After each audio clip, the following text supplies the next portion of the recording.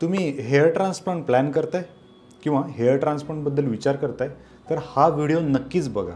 Hair transplant करण्याअगोदर काही गोष्टी तुम्हाला माहिती असायला हव्यात, त्या या व्हिडिओमध्ये मी तुम्हाला सांगणार आहे. मी doctor Neeraj Bhuban, board certified plastic surgeon, Nirmiti cosmetic surgery centre, Sangli आणि कोल्हापूर. तर हेअर ट्रान्सप्लांट काय प्रोसिजर आहे? एकदम सिंपल प्रोसिजर आहे, ज्याच्यामध्ये आपण डोक्याच्या पाठीमागचे केस मुळापासून काढतो आणि मुळापासून लावतो. तर ही प्रोसिजर इमर्जन्सी सर्जरी आहे का? तर नाही. सगळ्यात महत्त्वाचं ही एक कॉस्मेटिक प्रोसिजर आहे. म्हणजे तुमचा जो काही लूक आहे, तुमची जी काही पर्सनॅलिटी आहे ती चांगली होण्यासाठी आपण ही प्रोसिजर करतो.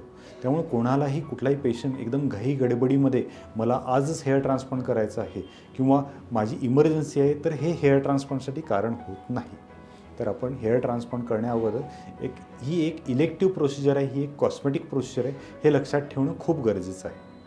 ह्या हेअर ट्रान्सप्लांटचा आपण आपलं सौंदर्य चांगलं करण्यासाठी, लूकमध्ये चांगलेपणा आणण्यासाठी आणि कॉन्फिडन्स वाढवण्यासाठी करत असतो. तर हेअर ट्रान्सप्लांट करताना सगळ्यात महत्त्वाचं गोष्ट म्हणजे तुमचं वय किती. तर 25 वर्षाच्या अलीकडे जर वय असेल तर जनरली आम्ही हेअर ट्रान्सप्लांट ॲडवाईस करत नाही. आणि तुमची जेनेटिक हिस्ट्री काय आहे त्याच्यावरती पण अवलंबून आहे. 99% पुरुषांना जे काही टक्कल असतं त्याचं कारण हे अनुवंशिकतेनं असतं.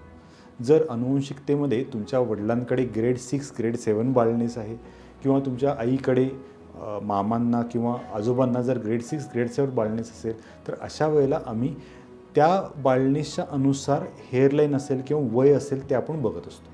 एक्झाम्पल, जर माझ्याकडे 25 वर्षाचा मुलगा आला आणि त्याला ग्रेड 3 बाळनेस आहे, म्हणजे नॉर्वूड क्लासिफिकेशननी ग्रेड 3 टक्कल आहे, फक्त दोन्ही साईडला कॉर्नर आणि हेअरलाईन चांगली आहे, आणि तो जर मला म्हणत असेल की मला हेअर ट्रान्सप्लांट करायचं आहे, पण त्याच्या दोन्ही साईडला म्हणजे वडिलांना टक्कल आहे आणि आजोबांना, आईच्या वडिलांना पण टक्कल आहे, तर अशा पेशंटना मी ॲडवाईस करतो की तुम्ही जी काही तुमची जी हेअरलाईन आहे, जरी 25 वर्ष असलं, जरी ती मोठी वाटत असली, तरी तेवढीच आपण हेअरलाईन ठेवायचा प्रयत्न करणार आहोत. कारण की ज्या वेळेला तुमचं वय 30 होईल, 35 होईल, त्यावेळेला ही ग्रेड 3 जे काही बाळनेस आहे तो नॉर्मल कन्सिडर केला जाईल. आणि जर तुमच्याकडून मेडिसिन कंटिन्यू नाही झाली किंवा काही कारणानं जर तुम्हाला टक्कल पडत गेलं भविष्यात, तर त्यासाठी आपण हेअर ट्रान्सप्लांट करणार. त्यामुळं हेअर ट्रान्सप्लांट करण्याच्या अगोदर तुमचं वय, त्याबरोबरच तुमची जेनेटिक हिस्ट्री पण खूप महत्त्वाची आहे, की ज्याच्या साहाय्यानं आपण तुमच्या हेअर ट्रान्सप्लांटच्या हेअरलाईनबद्दल डिस्कशन करणार, डिसिजन घेणार आणि त्याबरोबरच ग्राफ्ट कव्हरेज कसं असेल त्याच्यावर पण डिसिजन घेणार. पुढचा मुद्दा आला की हेअरलाईन कुठं असावी. आता अनेक आलेल्या पेशंटचा हाच मुद्दा असतो, सर मला काही पेशंट असे विचारतात कन्सल्टेशनला आल्यानंतर की फोटो दाखवतात त्यांचा 18 वर्षाचा किंवा 10वीत असलेला फोटो, मी असा होतो आणि माझा आत्ता असा लूक झालेला आहे आणि मला 10वीत असलेल्याचा लूक पाहिजे.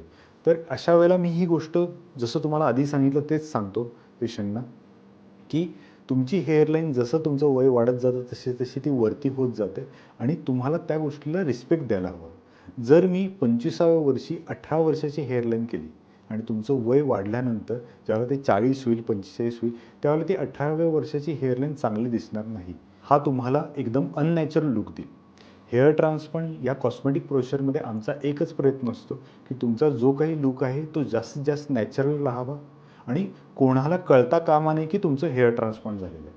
जर तुम्ही 18व्या वर्षाची किंवा 19व्या वर्षाची खाली असलेली किंवा 3 बोटाची हेअरलाईन जर अशी द्यायला लागलो किंवा पेशंट करायला लागले, तर ते एकदम अननॅचरल दिसेल आणि हेअर ट्रान्सप्लांट करण्याचा जो काही मुद्दा आहे नॅचरलपणाचा, तो निघून जाईल. किंवा अशा वेळेला त्या पेशंटशी आम्ही डिस्कस करतो, हेअरलाईन कशी असावी, कुठंपर्यंत असावी आणि त्याचा जो काही एक्सटेंट आहे पाठीमागचा कव्हरेजचा, तो पण त्यावेळेला आपण डिस्कस करतो. ह्या मुद्द्याचं पुढचं एक्सटेन्शन असं आहे की जर तुम्हाला वडिलांना किंवा आईकडे जर बाळनेस असेल, ग्रेड 5 ग्रेड 6 बाळनेस असेल, तर तुम्हाला हे पण लक्षात घ्यायला पाहिजे की तुमचे जुने केस जाण्याची पण शक्यता असते. कदाचित ते तुमच्या जेनेटिक मेकअपनुसार जातील किंवा कदाचित ते तेवढेच राहतील. हेअर ट्रान्सप्लांटनंतर तुम्ही तुमच्या डॉक्टरांच्या कंटिन्युअस कॉन्टॅक्टमध्ये राहायला हवं. तुमचे डॉक्टर तुम्हाला मेडिसिन पुढे कशी घ्यायची याच्याबद्दलची ॲडवाईस देतील. आपलं हेअर ट्रान्सप्लांट झाल्यानंतर पहिला महत्त्वाचा मुद्दा असतो की रिपीट हेअर ट्रान्सप्लांट हे टाळायला हवं. जसं तुमचं वय वाढत जाईल तसं तुमची केसांची प्रोग्रेस पण हळूहळू वाढत जाते. ते अटकाव आणण्यासाठी काही मेडिसिन्स आहेत, जसं काही मिनॉक्सिडिल आहे, फिनास्टेरॉइड आहे, ड्युटास्टेरॉइड आहे. हा जो काही मेल पॅटर्नचा जो काही प्रोग्रेशन आहे ते हे रोखून धरतात. त्यामुळं तुमचे जुने केस आहे तसे टिकवण्यामध्ये ते मदत करतात. पण त्यासाठी तुमचा डॉक्टरांशी असलेला संपर्क हा व्यवस्थित असणं गरजेचं आहे. ट्रान्सप्लांट झाल्यानंतर साधारण आम्ही वर्षभरासाठी ते ट्रीटमेंट ॲडवाईस करतो आणि त्याच्यानंतर रेग्युलरली 6 महिन्यातून किंवा 1 वर्षातून एखादा फॉलोअप पण ॲडवाईस करतो. कारण ट्रान्सप्लांट केलेले केस हे आपण पाठीमागचे केस वापरतो. ते जनरली परमनंट डोनर एरियामधले केस असतात.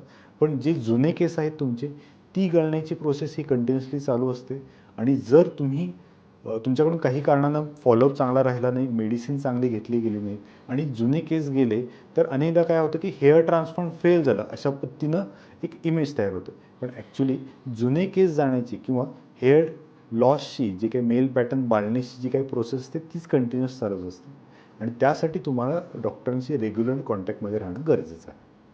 हेअर ट्रान्सप्लांट करण्याअगोदर ह्या सगळ्या गोष्टींचा विचार करणं खूप गरजेचं आहे आणि त्याच्याबद्दल तुम्हाला काही इश्यू असतील तर जरूर तुमच्या डॉक्टरांना याच्याबद्दल विचारा की जेणेकरून तुम्हाला हेअर ट्रान्सप्लांटचा रिझल्ट किंवा तुमचा जो काही येणारा नॅचरल लुक असेल तो जास्तीत जास्त दिवस टिकवता येईल. तुम्हाला हा व्हिडिओ कसा वाटला आम्हाला कॉमेंट बॉक्समध्ये पोस्ट करा. तुम्हाला आणि काही शंका असतील, तुमचे काही क्वेश्चन्स असतील तर आमच्या कॉमेंट बॉक्समध्ये टाकू शकता. धन्यवाद.